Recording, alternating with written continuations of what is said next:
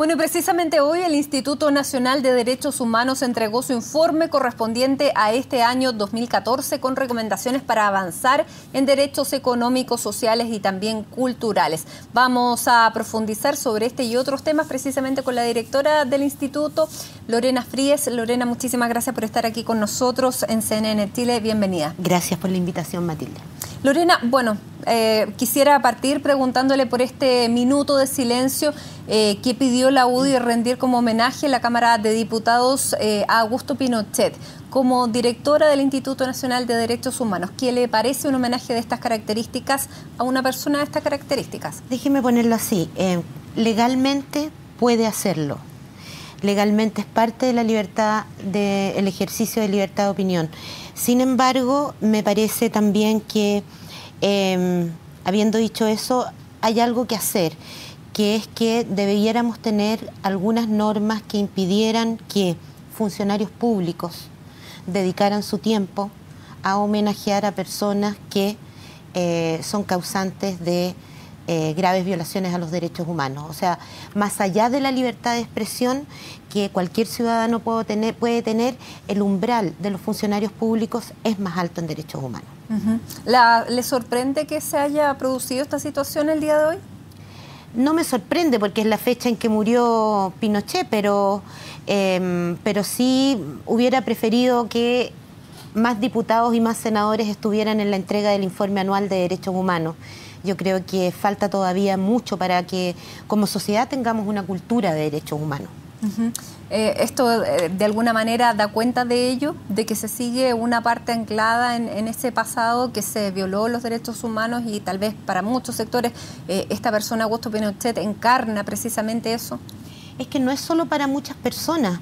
El Estado de Chile ha reconocido a las víctimas de las violaciones a los derechos humanos, por lo tanto hay un acto de parte del Estado de reconocer eso y por lo tanto resulta contraproducente que un mismo funcionario del Estado que reconoce esas violaciones a los derechos humanos haga un minuto de silencio. Y en ese sentido sí, yo creo que todavía tenemos que avanzar. Cada vez son menos los sectores que veneran o conmemoran el periodo pinochetista y yo supongo que la educación en derechos humanos, la cultura en derechos humanos hará que finalmente este sea un consenso unánime, el del rechazo a la dictadura de Pinochet. Usted tiene toda la razón. Fue, claro, establecido por el Estado que se violaron los derechos humanos y que Pinochet era el jefe en esa época, pero entonces el diputado y el presidente de la Cámara no debió nunca haber autorizado este minuto de silencio en ese marco. A mí me parece que no, pero lo que pasa es que no está dentro de la regulación del Congreso impedir ese tipo de cuestiones.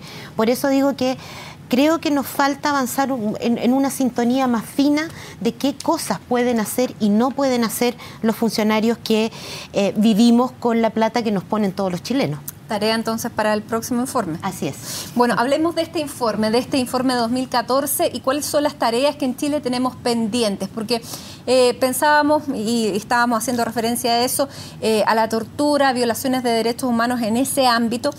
Sin embargo, sorprende ver que el año 2014 sigan ustedes recibiendo informes y sigan recibiendo denuncias de tortura. ¿Cómo estaba en Chile todavía presente la tortura por parte de organismos que pertenecen al Estado? Está presente. Ahora, hay que hacer el distingo. No es una política de Estado, por lo tanto no es sistemática y generalizada como sí fue durante la dictadura de Pinochet. Pero existe más de lo que uno quisiera. No son actos individuales, hay prácticas. Y lo hemos visto en televisión, por ejemplo, cuando sucedió lo que sucedió en el penal de Rancagua, o ha pasado en el Manzano, o ha pasado en distintas cárceles donde las propias personas privadas de libertad nos llaman de carabineros. Dentro de furgones de carabineros. ¿Para qué le digo también? Y ese es un temazo que estamos investigando en los hogares de adultos mayores, ¿no es cierto? O también en el Sename ha habido investigaciones. Entonces es una práctica, tenemos muy naturalizada la violencia en Chile aún. Y eso significa que hay que poner mucho más énfasis en los temas de educación y de formación en derechos humanos en funcionarios públicos.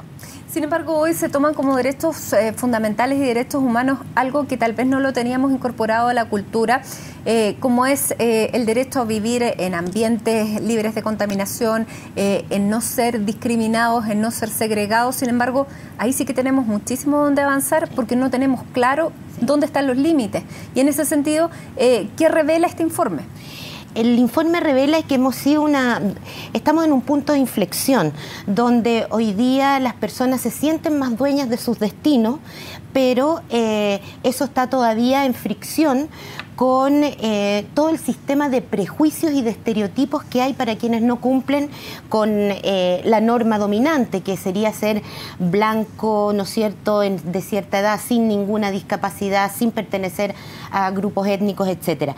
Y ahí nosotros tenemos un atraso en los temas de no discriminación, porque yo estoy convencida de que la falta de valoración de la diversidad que tenemos como sociedad chilena tiene que ver con un concepto de la igualdad que es uniformidad. Todos tenemos que ser como el de al lado. Y por lo tanto eso ha significado que hoy día, por ejemplo, seamos de los pocos países que no tiene leyes de cuotas que incorporen, por ejemplo, la presencia de los pueblos indígenas en instancias nacionales. Que no reconoce una multiculturalidad y una multietnia. Exactamente. Tenemos también el problema, la baja participación política de las mujeres en las instancias de representación. Lorena, ¿y en ese sentido es necesario un cambio constitucional o solamente pasa por leyes?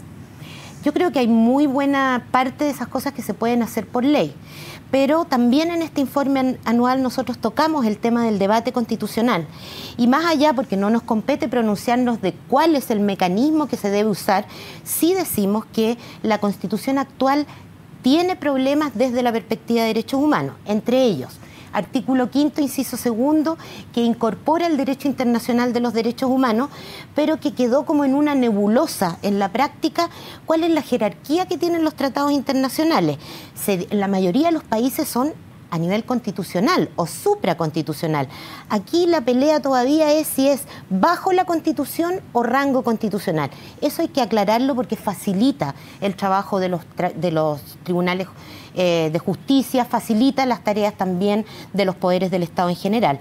También hemos dicho que los derechos económicos y sociales están débilmente garantizados en la Constitución. Incluso hay derechos que no están en la Constitución, como el derecho a la vivienda.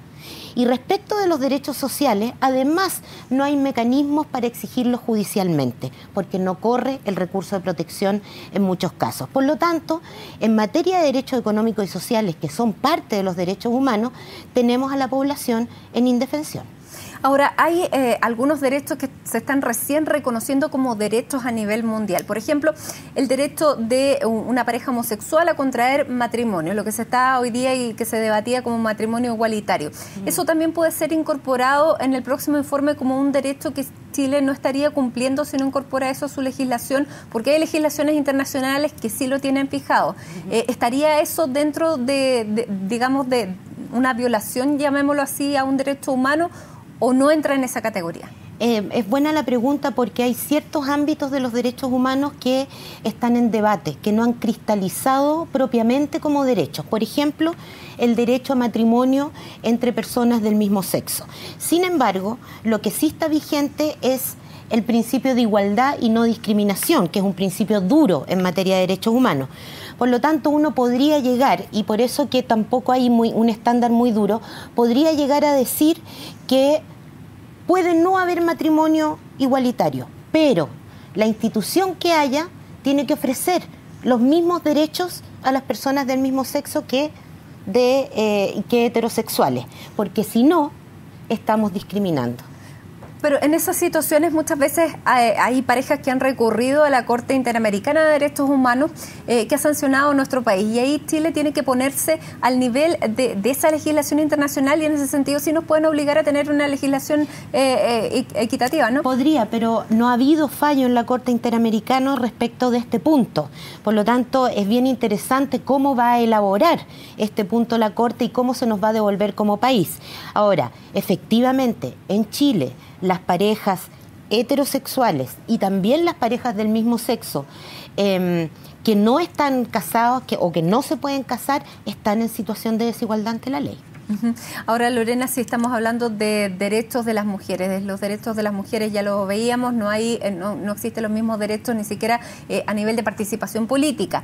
No existe. Esto en la nueva legislación, cuando se apruebe, digamos, el cambio al sistema binominal, se promete que va a haber un sistema de cuotas 40-60 que no regiría en el tema de las primarias, entonces ahí el 60-40 queda un poquito restringido, pero ¿cuánto se está al debe con las mujeres en tema no solamente de participación, sino que de igualdad de sueldos, de la posibilidad de tener libremente la decisión sobre sus propias vidas? ¿Qué es lo que está pasando a nivel de mujeres? Yo creo que si uno pudiera resumir lo que pasa con las mujeres es que todavía no tenemos plena ciudadanía política, económica, ni siquiera del cuerpo, ¿no? Como ciudadanía. Entonces, lo vemos, por ejemplo, con el tema del trabajo no remunerado, que es un tema de nuestro informe esta vez, donde vemos que las mujeres en Chile trabajan 10,4 horas, de las cuales 7, tantos en el trabajo y 3, tanto en el trabajo no remunerado que realizan en la casa, contra 8,8 que trabajan los hombres, 8 en el trabajo remunerado y 0,8 en sus casas. Bueno, este desequilibrio entre una y otra cosa impacta en las posibilidades que tienen las mujeres concretamente de ir a reuniones políticas, que generalmente además no se hacen a las 10 de la mañana, sino que como a las 10 de la noche, ¿no es cierto? No tiene posibilidades de estudiar otra cosa, o si tuviera la posibilidad, no tienen la posibilidad, ¿no es cierto?, muchas veces hasta de trabajar, cuando hay mujeres que se quedan en sus casas haciendo trabajo no remunerado. Ahí tenemos un problema serio para incorporar a la mujer al trabajo. Una vez que se incorpora, en ciertas carreras tenemos segregación horizontal y tenemos segregación vertical. Ahí tenemos un campo. En la política, otro tanto, lo que ya hablábamos. Y además está el grave fenómeno de la violencia contra las mujeres, que golpea a 4 de cada 5 mujeres en el país, lo que es mucho. Y la violencia contra las mujeres vuelve a limitar en los derechos de sus mujeres. ¿Por qué? Porque cuando a uno la violentan, generalmente pierde trabajo, ¿no es cierto?, o pierde escuela, o sencillamente no sale, se va inhibiendo de relaciones sociales, no participa en los espacios que participa y por lo tanto no tenemos esa ciudadanía. Hay mucho al debe. Ahora, ustedes hicieron una entrega hoy día de este informe 2014 con la presencia del vicepresidente de la República, Rodrigo Peña-Lillo, en una linda ceremonia, pero ¿cuál es el compromiso del gobierno cuando recibe un informe o cuando se compromete a participar de una ceremonia de entrega como esta? Supongo que no solamente para recibir y sacarse la foto, sino que tiene que haber un compromiso de parte del Estado también para contribuir a emparejar la cancha. Sí, yo espero que efectivamente no sea solo recibir el informe nuestro. Es claro también que las recomendaciones nuestras tienen una autoridad, pero no una capacidad para ejecutar o para obligar a las autoridades a cumplir con lo que decimos.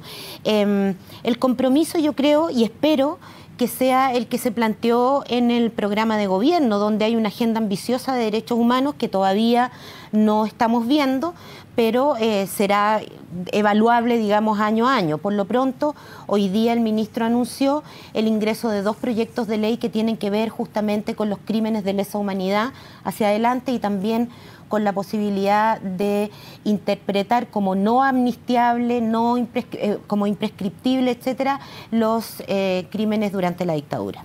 Muy bien. Lorena Fríes, muchísimas gracias por estar aquí con nosotros en CNN Chile comentando este informe 2014. Esperamos que el del próximo año tenga mejores noticias, que se esté avanzando. Supongo que este es un camino que es largo y que ya hemos recorrido bastante, que tampoco hay que mirarlo desde una perspectiva pesimista. No, para nada, vamos avanzando. Muy bien, Lorena, muchísimas gracias. Gracias.